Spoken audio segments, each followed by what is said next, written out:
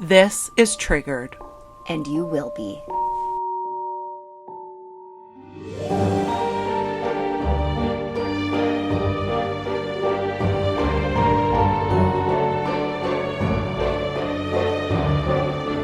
Hello, my dear. Oh, I can't today.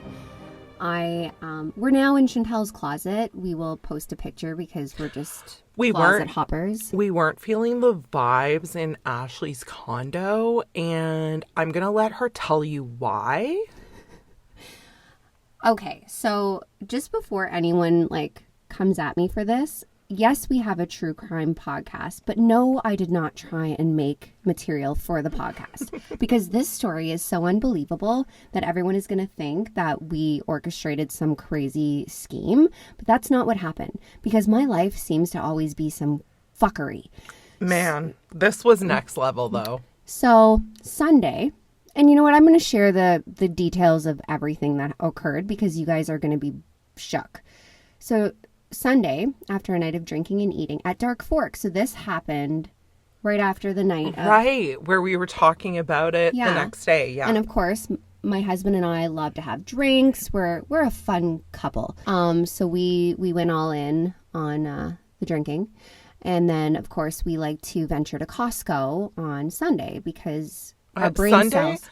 And also, Sunday is Costco day for us, too. It's the worst day to go to Costco. It doesn't matter when you go to Costco. Sure. I have gone to Costco at 10:30 on a Tuesday, and it's just as insane as any other day. So there's no winning. I also want to know if other people experience Costco rage, because halfway through Costco, I'm feeling rage. But anyways, that's not what this story is about. I still love Costco, and I will still go for the samples. Absolutely. So we come home, and halfway home, I have to poop. And I have to poop so bad. And I'm not an everyday pooper girl. I'm an every third day. So if I actually have to poop, we have a medical emergency. Everything has to stop. Get me home. And I won't poop in public. Go. Okay. Oh, okay. I'm not a public pooper either. Okay, got it. So Mike is getting us home. And to be fair, we don't live far from Costco. But anyways, we park into our underground secure parking. Locked parking. Okay. We get down there and I'm like, sorry, babe, throw my keys. I fucking book it upstairs, get in the elevator. I'm going up the floors. Everything's taken forever. I run into the bathroom and there it was. So Mike comes up and he's like, babe, I got all the groceries. Don't you worry. I hope you're pooping. Man of Good the for hour. you. He was saving my ass. He's like, baby, you get that poop. And I was like, thanks, honey. I did it. Because, this isn't a common thing. Yeah. So he hangs the keys up by the door. We carry on with the next day. The next day is Monday, which is podcast day. Yeah. So Chantel and I go about recording. I don't leave the condo. We are literally locked in a closet. We're locked in a closet. I'm writing episodes. I'm doing research. So Mondays, I like to spend that day being as ugly as possible in my sweats. Don't come at me. Yeah. I don't want to talk to you. I don't want to look at you. And I'm going to Uber some food. Yeah. That's my Monday. Yeah. So then Tuesday comes. We had freezing rain in Ottawa. That's right. Yeah. And I drive 2 hours to go because I do own a spa. Yeah. So I drive 2 hours to go there every Tuesday. But unfortunately, the weather wasn't a thing. And I was like, you know what? I'm just nervous driving. So I won't. I'm not going to go today. Yeah. You know what? I'm going to, wear my sweats. Absolutely. Call Tell, I'm here. Everything's good. We're going to do the thing. Yeah. So Tuesday happens. I'm a little tired and I'm napping during the day and being lazy. Yeah. Wednesday comes. Wednesday rolls around. Haven't left the condo in 2 days because you know what? I'm fine with that. I'd like to take over from here. Okay. I had some appointments in Ottawa on Wednesday. Came in. I was like, hey, I know you're working. If it's okay, I'm going to chill at your house. You're like, yeah, absolutely, no problem. So Ashley gets all ready and she goes to head off for work. So I'm doing my thing, editing. And she comes up about 15 minutes later, y'all. And she's like, my car is gone. Now, you need to know that Ashley has pulled this shit in the past. And it's always she just parks in the wrong parking spot. I do that. So I'm like, no, you obviously did it again. Let's go. I will help you. We'll find your car. It's obviously on another level. Because I'm flighty. Yeah. Like, I think you're in my parking spot. I'm going to fuck your day up. Meanwhile, it's your parking spot. Yeah, it's and your I look parking like an spot. idiot. Yeah. Friends, we go down and we check the 3rd floor. We check the 2nd floor. We check the 1st floor. We go outside. We go around the building multiple times looking for Ashley's car, only to find out It's gone. It's gone. You know when you start second guessing your sanity? Yeah.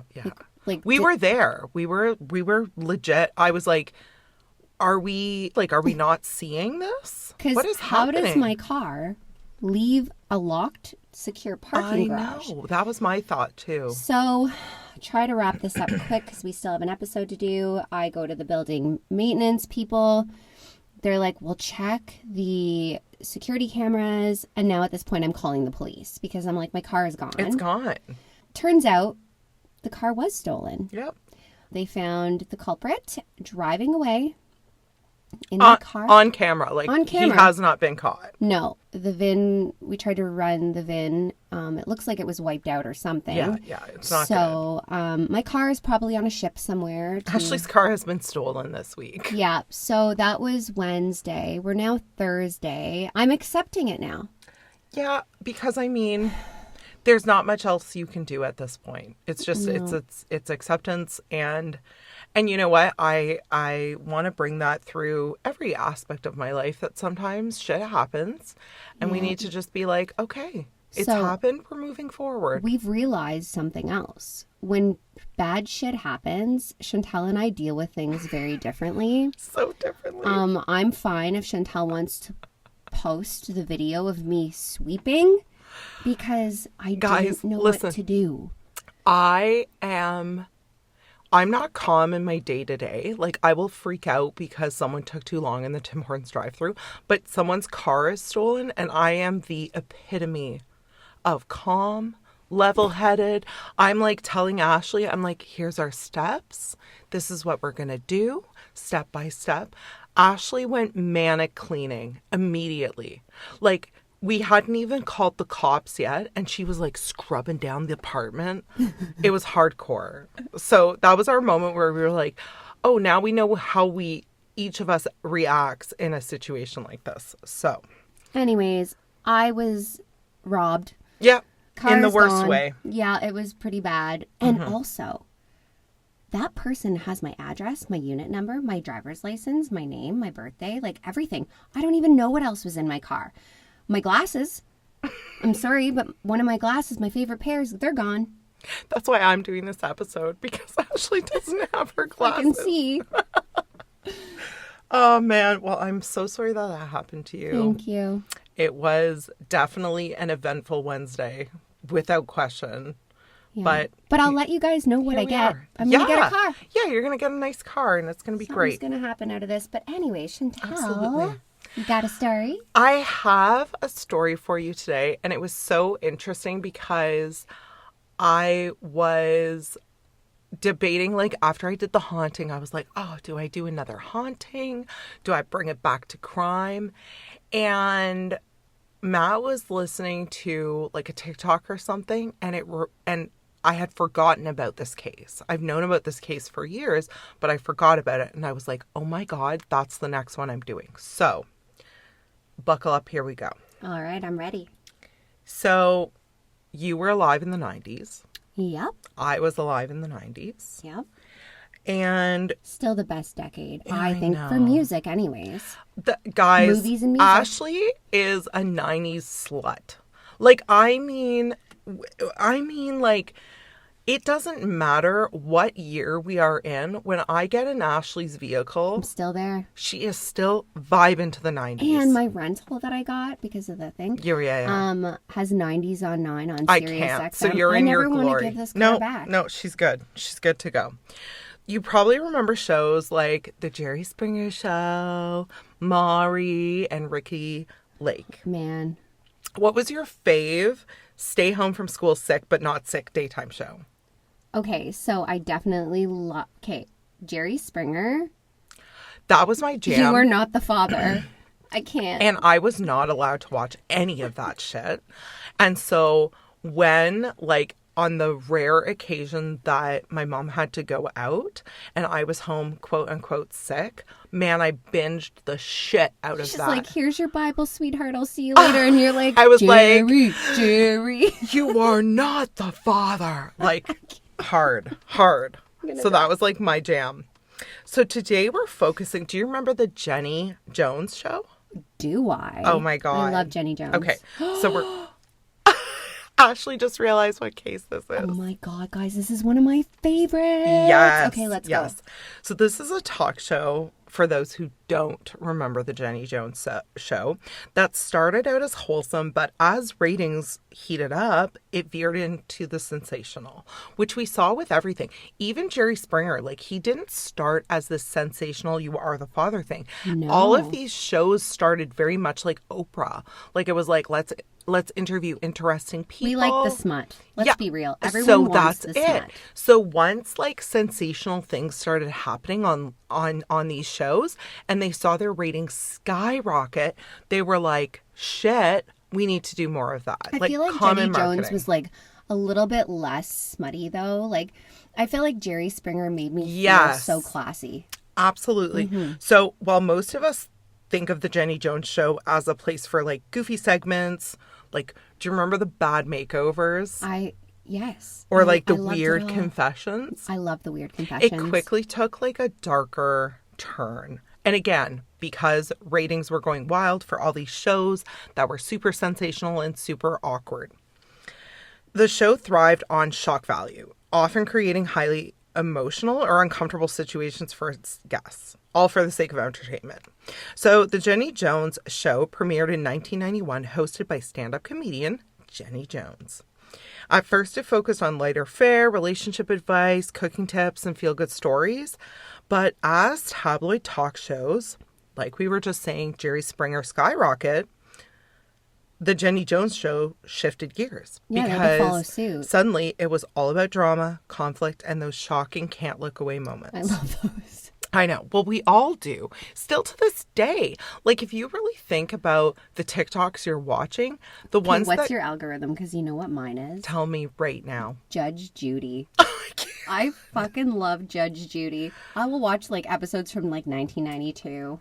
Mine is, like, witchcraft spells, crystals, and then, like, women who found out that their husbands were cheating. Oh, I'm on that one too. Yeah, like, that is my whole algorithm. But mostly Judge Judy. So Jenny's producers became experts at creating dramatic situations because, like, even though, you know, when I was, like, a young kid at home, when I was 9 years old watching this at home, you thought it was real. But of course, none of it was real. It's It was all staged. scripted. It was all staged. So she had segments like outrageous makeovers and my teen dress is too sexy. I remember, like, watching those and being like, I would wear that. I want to be the sexy teen. I want that in my closet. Anyways, their bread and butter was ambush reveals. Yes, so as this started to go and it became more sensationalized, it was all about ambush reveals, segments where guests would spring shocking secrets or confessions on an unsuspecting target. So now we're going to veer a little bit so that I can tell you a little bit about the players in this story. Scott Amedure was a 32-year-old bartender from Michigan. Friends described Scott as outgoing and fun, someone who loved to chat and connect with people. And he was also a self-proclaimed talk show junkie. He tuned in regularly to the dramatic and often bizarre spectacles that these shows had to offer, which, like, we all did. Yep. When the Jenny Jones show announced they were looking for guests for a segment called Revealing Same-Sex Secret Crushes. Oh, man. And that's very taboo back then. I know. So Like, I you're know, putting right? yourself out there. Yeah. Scott knew that this was his chance. He had a secret crush on 24-year-old Jonathan Schmitz. I'm having a hard time saying this. Jonathan Schmitz. Yep. A neighbor from Lake Orion. Don't come for me. Can I say something? Absolutely. John Jacob Jingleheimer Schmitz. Ew, why is that creeping me the fuck out? It's a song. That's how you say Schmitz. John Schmitz. Yeah. Okay, well, Scotty had a crush on Jonathan. He was one of his neighbors, Lake Orion. I hope I'm saying that right. Lake Orion? Yeah, that sounds right. Like Orion's Michigan. belt. Yeah. Yeah. And so he saw this as the perfect opportunity to confess. And like Scott was super pumped because he was like, not only am I going to get to be on the Jenny Jones show, but I'm going to get to see like where Jonathan stands with all of He's this. like, come on, John. Yeah, exactly. So this was 1995, and the scene was much different than it is today. You couldn't just send a text and ask someone what their sexual preference was. No. Or like look them up on Bumble to see if you could pursue them romantically. This was a totally different time. Like you had love letters. Yeah, like you had already mentioned, unfortunately, the LGBTQ community was still living in a state of like, do we tell people? Do we not tell people? Only, is it like, safe? The really like, I feel like you would have to have a really solid family foundation and not be scared. And, Absolutely. You should never. There's no situation where you shouldn't be yourself. Yeah, exactly. So the Jenny Jones show contacted Jonathan Schmitz, and he reluctantly agreed to appear on the show. So in everything I read, basically producers contacted him with the vague promise that someone had a crush on him and they were going to reveal it on the show. Okay, like, were they lying? Well, they didn't. Okay, so there are two stories after all this has come out. Okay. Producers claim that they made it very clear that it was a man. Jonathan claims they did not. Oh, see. That they actually led on that it was probably a woman. Oh. So again, like this is two different stories. We're getting one story from the producers, one story from Jonathan, and you'll see why this actually matters later. During the taping of March 6th, 1995, Scott revealed his feelings for Jonathan. Jenny Jones, ever the instigator, encouraged Scott to share some of his fantasies about Jonathan. Okay. So she didn't just like, right, because they're looking for ratings. That's all you care about when you have a talk show. You're just looking for the ratings. And he thinks someone is reciprocating this feeling. And like, I don't care what your sexual preference is. If you think someone is reciprocating and you're sharing these things and thinking, oh my God, this is going to be amazing, but that's not what's happening, that's embarrassing. So the last time I read about this story was years and years and years ago. And as I dug deeper into it this time, there's a couple things about what I thought before that changed a little bit. Okay, because I don't know you did the research. I know the basics. Okay, yeah. So absolutely. So like imagine this. And I tried to put myself in Jonathan's shoes for this because imagine, so you're single. You're 24 years old. Yep. You are obviously looking for the love of your life. You know, it's 1995. You want someone to settle down with. You haven't had any luck with the girls in the hood yet. And you're just like, oh my God, like, what if this is it? Like, what if behind that curtain is the love of my life? Or maybe someone he secretly liked. Exactly. Like, you would be wondering, like, okay, so obviously it's someone I know, because obviously it's someone you know. And he's probably thinking, like, you know, like, I'm even, like, picturing him getting ready that day. Like, you know, like, putting on his best everything, some cologne, that nasty cologne from the 90s that makes you smell like, I don't even know. It was like, what was the one? It was Guess One. Oh my God. Guess number one or something? Yeah, something like that. I'm sure I had that one. Anyway, it was so, you know the smell where it like knocked you over when you walked into a room. So, you know, like I'm just like, he was all ready, gets on this show, is probably nervous as it is because it's television. We can assume these guys have never been on TV before. So he comes out, and I'm actually going to play the clip of the reveal because I think it's really important to this story to hear that part of it. Okay. Scott was pretty open about he's been fantasizing about you since he saw you under that car for the first time. He had an under the car fantasy and he had a hammock fantasy he's been telling us about. Did you have any idea that he liked you this much? No. Can you tell us what your status is? Are you involved with anybody or? No, but I am definitely heterosexual, I guess you could say. Okay, so like incredibly awkward moment. Like you can tell Jonathan doesn't even know. Because what do you do in a situation like that? Well, and you don't want to be rude, but you're shocked. Well, that's it. You don't want to like, be rude, but then to also have to be like, actually, I'm not gay. Yeah. It's just like a super awkward situation. For sure. So I do, up until this point, I feel for Jonathan. Because that would be very awkward, very uncomfortable. So as you heard, like he laughs and says he's definitely heterosexual. So after the taping, it's alleged that Scott and Jonathan went out drinking together. Huh. According to a friend of Scott's, there may have been some kind of sexual encounter between the two. Jonathan denies this, but they were seen out together at least. Okay. I mean, you know what though? Like at the same time, you're like, we can still be buddies.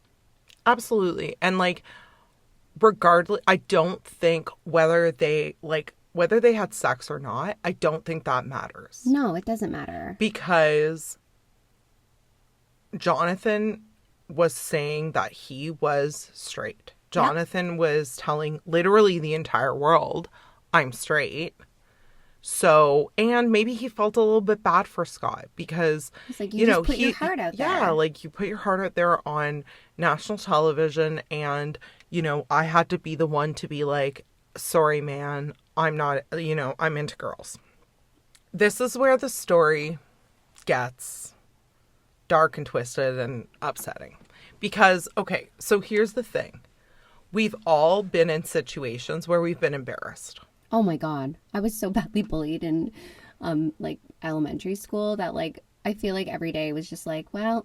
For sure. Yeah. Or we've all made like, maybe it's not our fault. Maybe it is our fault. Maybe it's just the circumstance that we find ourselves in. But we've all been in situations where we've been like mortifyingly embarrassed. Oh God. And my go-to, the same as, when a crime has been committed against my BFF, is like, let's take a nap. And it'll pass. Like, I'm just like, it's fine. This was super embarrassing. In a couple days, there's going to be something else. And everyone's going to forget about this or move on. 100%. Not so with our friend Jonathan. Oh. But I thought they were friends now. They were friends now. However, on March 9th, so this is a couple days after the show, Scott wanted to be a little bit cheeky. So again, not knowing if anything sexual happened with them or not, Scott left a sexually suggestive note on Jonathan's doorstep. Okay.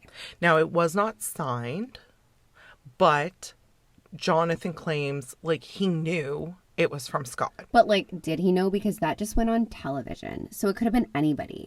I know. And I thought about that too. I mean, it turns out it was Scott. Oh, okay. But I don't know. So we don't actually know what was on the note. But whatever it was, Jonathan saw red. That same day, he withdrew cash, purchased a shotgun, and drove straight to Scott's mobile home. He purchased a shotgun? Correct. Okay, I did not know that. I know, and I tried to put myself in Jonathan's shoes. No, this is where Jonathan and I have nothing in common. No. This is where I was like, no, I'm out, because no. No, thank you. This is not, he didn't kill your family. Right. He didn't, not hurting anybody. He didn't ruin your life. Like, let's be real here. If I ask, I mean, I know it's been many, many years, but like if I ask my daughter what the Jenny Jones show is, she has no fucking idea. No. So like, calm down. Right. You're not that important. So when Jonathan arrived at Scott's, he confronted Scott about the note. So I imagine it was a conversation like, why did you leave that note at my door? Like, what the fuck is wrong with you? Reportedly, Scott smirked. Oh, okay. Because again, let's put He's ourselves, flirting. yeah, let's put ourselves in Scott's shoes. And I don't know if anything happened the night of the show. But they hung out. They had drinks. Keeping in mind, okay, let's put this in a heterosexual lens for a second. If I go on a talk show and I reveal that I have a major crush on Matt, and Matt is not feeling it, okay? But then after the show, Matt takes me out on the town. We get drunk. We have a great time. We party all night. Well, that's a perception little is bit different. confusing. It is. Like, yeah. I'm sorry. Would I leave a sexually suggestive note on his door? Maybe. Yeah. Yeah. Maybe I would. Scott smiles. Because at this point, Scott is still like, this is kind of hilarious. Yeah. Like, I am making this straight man so uncomfortable. It's funny. And it's kind of funny. And, you know, all Jonathan, our friends are calm the fuck talking about... down. Yeah, yeah. Well, that was it for Jonathan. Apparently, Scott smiles. Jonathan walks away from the door, goes to his car, grabs the shotgun, Fuck. walks up to Scott, who is still standing in his front door, and shot Scott twice in the chest, killing him instantly. Oh my God. Like, calm the fuck down. Yeah. I would be flattered. If someone left me a note, I'd be like, still got it. Still going strong. Still growing strong. Everybody wants a piece of this. Right? Yeah, no, that's not what happened. That's such a fucking coward. And like, my heart just breaks because honestly, I think literally up until the moment that Scott saw Jonathan raise the shotgun, he was just flirting. Yeah. He was just having what was fun. going on. He was just having a good time. And it was none of this was meant in a malicious way, in any way, shape, or form. He was just having a good time. He thought this was funny. So after the shooting, Jonathan did call 911 and he confessed. Right away? Yeah, he didn't try to hide it at all. Okay. So he immediately knew, like, well, yeah. Like, I fucked up. So he did. He called right away, confessed. But we're still talking about a premeditated murder if he drew out cash. Correct. Right. Exactly. This wasn't, and I'll talk about this a little bit actually right now.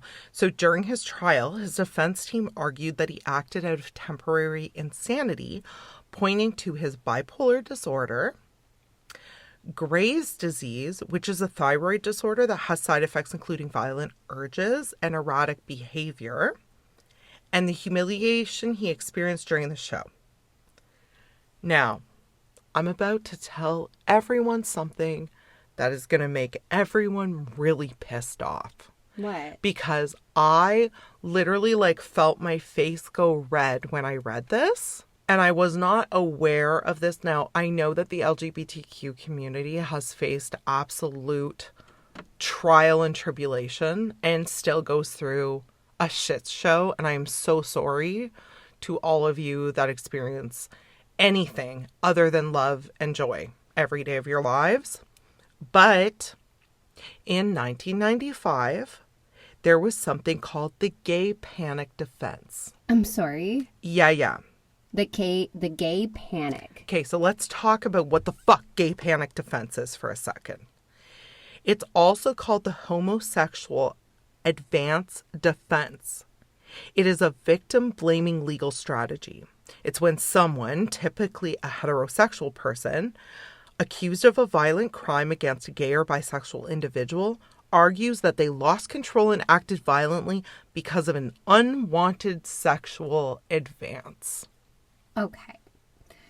So I'm going to say something. Mm-hmm. If I could count how many times I have been sexually inappropriately touched, treated, spoken to, messaged by a heterosexual male. Yep. Am I allowed to be like, that's my heterosexual panic? Here's the thing, Ashley, that just and this is why I saw red with all of this, was exactly what you just said. Like, are you fucking kidding me? I can literally go to the police and be like, hey, that guy right there brutally raped me. And they're going to be like, oh, no. But do you have proof? Right. Are you sure? Mm-hmm. Are you sure? You know, he's saying that you wanted it. Yeah. And yet in 1995, I could have been like, well, this gay person came on to me and it made me panic. He left me a note. I panicked. Fuck off. Are you fucking kidding me? No, like, honestly, when I was reading through this, I was like, this can't be real. There's no... The gay panic? Like, the what? gay... It was literally called gay panic defense. Okay. And it stood up in court on more counts than I can even... I can't even talk about it. It was a real thing. Like, you could literally be like, well, I shot her because she came on to me and it made me uncomfortable because I'm a heterosexual. And I panicked. I panicked. It was temporary insanity. Ashley. Fuck off. I can't. I was so upset when I read that. So, despite the defense's arguments, Jonathan was convicted of second-degree murder in 1996 and sentenced to 25 to 50 years in prison. However... I fucking knew you were going to say that. It's always however. I know. After serving 22 years, he was released on parole in 2017. On the basis of what? So, our friend Jonathan is out there. I mean, he's not listening to this podcast because only dope motherfuckers listen to this podcast. Yeah, like only the best. But he's out. Huh. I don't know anything about his life. I don't care to know anything about his life. But no, he's out of prison. He served 22 years. Next time he panics, what is he going to say now? Well, like, okay, so... I had the Costco panic rage the other day. I wasn't fucking wheeling fucking... Like, for real. No, but seriously, it's like we're laughing. It's actually that ridiculous. It's crazy. It's that ridiculous. So you shoot, you know, Karen in the head because she's taking too long with her card. And you can just be like, I panicked because I'm in Costco. I actually feel like... My bad. Meanwhile, Scott's family was not done fighting. They filed a wrongful death lawsuit against the Jenny Jones show, claiming the producers were negligent and had essentially ambushed Jonathan for entertainment value with no regard for how it might affect him emotionally. Well, yeah. Like, fuck. Okay, do you think, well, yeah? Okay, yeah. So here's my thing. We already know he's bipolar. Okay. Yeah. So, and I'm not saying that gives anyone a free pass. No. But you brought somebody who is maybe in that moment mentally unstable. Maybe he wasn't on his medication. Maybe, like, there are a lot of things. When you know, falsely take somebody on national television and do things to put them in an awkward position, you know, like what he did, like, he's obviously a piece of shit human. But also, they should be held responsible for some of this. And also giving Jonathan, you know, saying it's like maybe like a female or something. And then giving Scott false hope. You don't play with people's emotions like that. That is fucking whack. No, and I understand that for sure. Like, Scott's a victim, obviously. But Jonathan is a victim of being lied to, misled, and Scott was also being lied to and misled. Yeah. So I definitely understand and like respect that thought process. It's tough. Like, this one was tough for me because I am of the belief that, like, if it wasn't Jenny Jones, it would have come out a different way. Absolutely. It would have come out a different way. And would Scott have eventually come on to Jonathan? Probably. Well, 100%. And it's like, it's tough for us to sit here because we love our LGBTQ community. Yeah. It's tough for us to sit here and be like, how could, like, was Jenny Jones' show the pivotal moment, like, the that catalyst, changed everything? And we really don't know. So I think we really don't know. As, like, being a responsible, you know, like, especially for anything, they should be doing, like, talking to these people on the show and being like, you know, are you mentally sound? Yeah. You know, I mean, fair. everyone has to do their due diligence, because there are people out there that fucking snap and they're crazy. Yeah. Obviously he's fucking crazy.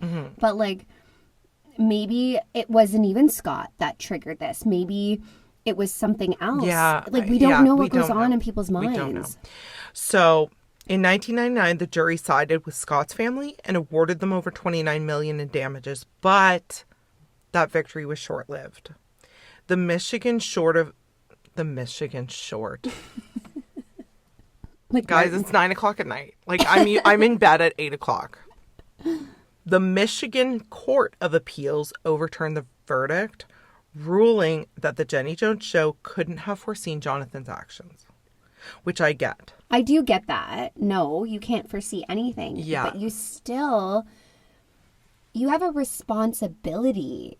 Like, And I mean, like, now I look at, so keeping in mind this was 1995, all of this, we didn't have reality TV show the way we do now. Like, I mean, okay, so like one of my guilty pleasures is Love is Blind. I know, me too. And I looked at like the shit that they go through before they're on the show is actually insane. Mm-hmm. Like, but yet the crazies still end up on the show. Like, I can get into Parliament. Yeah. With less questions than these people can get on Love is Blind. Yeah, like, it's wild. It's wild. But it wasn't like that in 95. Because we didn't have these stories. We didn't have these situations and like we I now remember have. even like any like mental illness wasn't a thing. Like, I remember like having debilitating anxiety. Yeah. And like, it was like, you're fine. So the case was dismissed. It declined. The Michigan Supreme Court declined to hear an appeal. So looking back, this case is a chilling reminder of the lengths these shows would go to for ratings. And I think that's what we can take away from this. It's easy to blame Jonathan, and he was undeniably responsible for his actions. At the end of the day, Jonathan decided to purchase the gun. Jonathan decided to go to Scott's house. Jonathan decided to blow, to shoot Scott. That was on Jonathan. However, there's also something deeply unsettling about the way the producers handled this situation. Ambushes like this weren't about helping people. They were about creating drama for entertainment, no matter the cost. They weren't thinking about these people's lives. They didn't care. At the end of the day, they were like, what's our ratings at? So what do you think? Send us a message. Let me know where you stand on this case. I know this one was a little bit heavier just in terms of, it makes you think about things that you might not think about day to day. Yeah, I would like to know everyone's opinion. Like, I definitely feel like we're so open to opinions and we're really not are judgmental. all the time. Like, again, and I've said it in the past, like, unless you're an actual asshole about it, we want to hear what you think about these things. Even if you disagree, even if you're not on the same, wavelength as us, we want to hear it and we respect that. We want to talk about it. And that's what this whole thing is about. We want to talk about it. We want to hear where other people are coming from, their experiences in life, and how it has shaped what they think about situations like this. So that is the terrible story. My heart breaks for Scott and his family. This should have never happened, obviously. But it is interesting to really sit and think about all the moving parts in this story and how they affect everyone involved. So thank you for the story. You're so welcome. I love you all. We'll talk to you soon. Bye. Thanks for joining us on Triggered, where we dive deep into the dark, the twisted, and the cosmic mysteries of the universe. Until next time, stay curious, stay cautious, always watch the stars and your back.